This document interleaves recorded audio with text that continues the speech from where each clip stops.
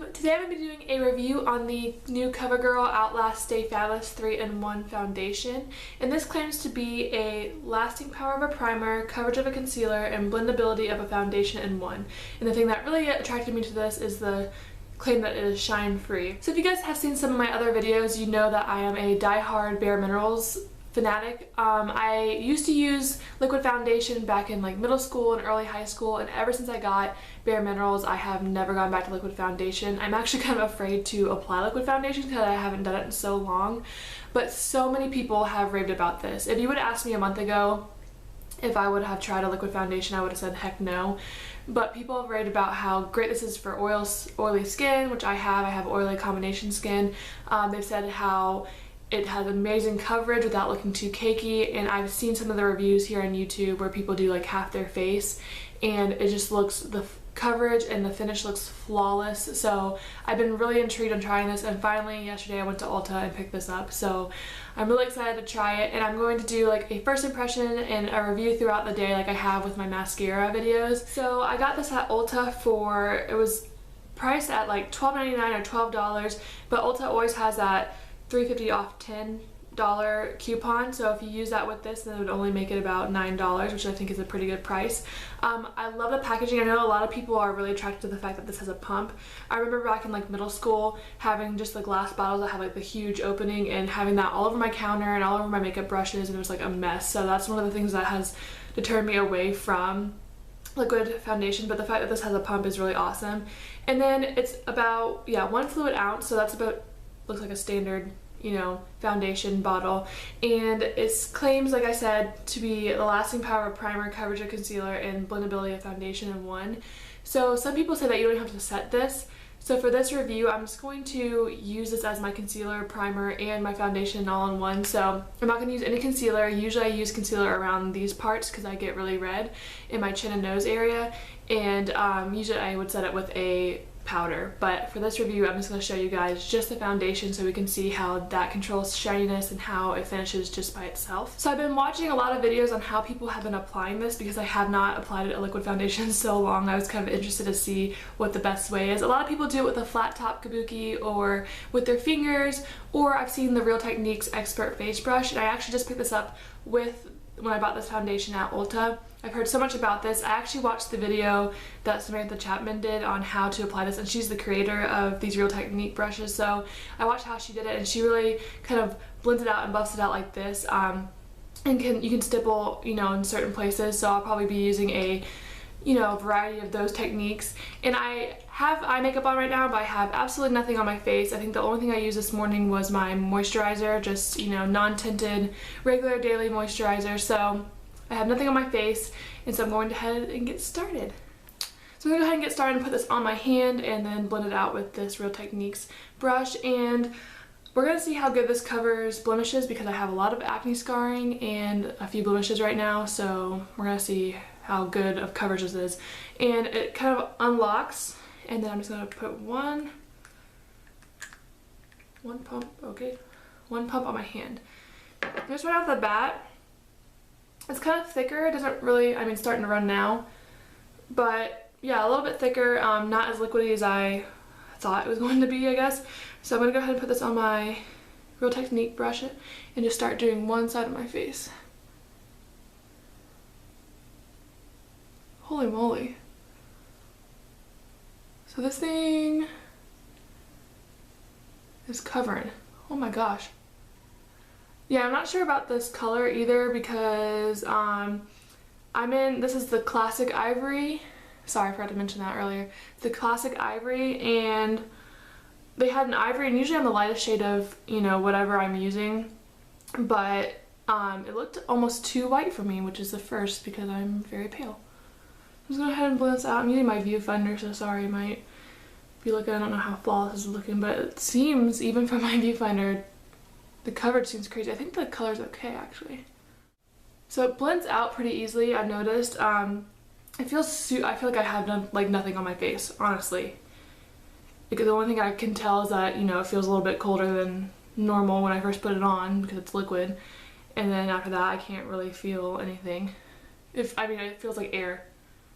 I mean, I think even the Bare Minerals I can feel more than this. It's kind of crazy. oh my god, it just feels like my skin. It like sets really fast, which I've heard people say that they really like about this is that you don't really need a setting powder because it sets almost like a powder finish. I wouldn't say powder so much right now. It's not sticky at all, but it doesn't feel like powder. It's just very like, it just feels like my skin. Like it feels like I just put lotion on almost. But it's like, I wouldn't say it's matte, but I would say it's kind of a, not satin because it's not pearly or anything. It feels just like my skin. I don't know. I really like it. So I'm gonna go ahead and do my other side of my face. And so I went ahead and brought a mirror in here so I could see how the color matches my skin because it's hard to see in the viewfinder. And this is like the first foundation I've ever found that matches my skin perfectly. Even Bare Minerals, one color is a little bit too yellow and one color is a little bit too fair, but I have to use the fairer one because it's more of a pink undertone. I was afraid this might be too yellow for me. It is perfect. I'm so impressed by the color and the coverage. It just looks like looks airbrush. I don't know if it's because of this brush or just because the foundation is awesome, but I love the feel of it. So let's go ahead and get started on the other side. Let's see how it covers down here. I'm gonna stipple down here because this is where most of my acne scarring is. Oh my gosh. So it really does really do a good job of coloring that. I don't know if you can see. It's already, I mean, you can still see it right now, but it looks a lot better. Does a really good job at redness. Like my nose is usually really red around here, and it does a really good job at covering up all that redness. So this is the finished face. Like I said, I absolutely love this. I'm so impressed. Like it just feels so flawless. Like usually on a day-to-day basis I would probably just put a little bit of mattifying powder in my T-zone because that's where I get really oily. But I am gonna go ahead and not set it this time so you guys can see how it wears throughout the day. I'm gonna go ahead and put on my other makeup, just like blush, no concealer or anything like that, and I will see you guys in a few minutes. Hey guys, I am back. So I just put on some blush and bronzer, nothing like concealer or a setting powder. It's the strangest feeling because I feel like I put on a setting powder. It feels like a powdery, just very natural finish. I wouldn't say it's matte because it doesn't feel drying or anything like that, or you know, super dry, but it feels just like a very natural powdery finish. I absolutely love it. The only thing I would change next time is I think that a lot of the product got soaked up in the brush, and so I think next time I'm going to take the advice of my friend Jonathan and just blend it in with my fingers and then go over with this and buff it in so it's a very natural airbrush finish. I think that'll work really well. So it's now 11:30 in the morning, and so I'm going to see how this wears throughout the day. And like I said, the biggest test is going to be how well it keeps my shine at bay, and because that's really important to me in a foundation. So I'm going to check in with you guys in a little bit and just tell you how it's going. So I'll see you guys later.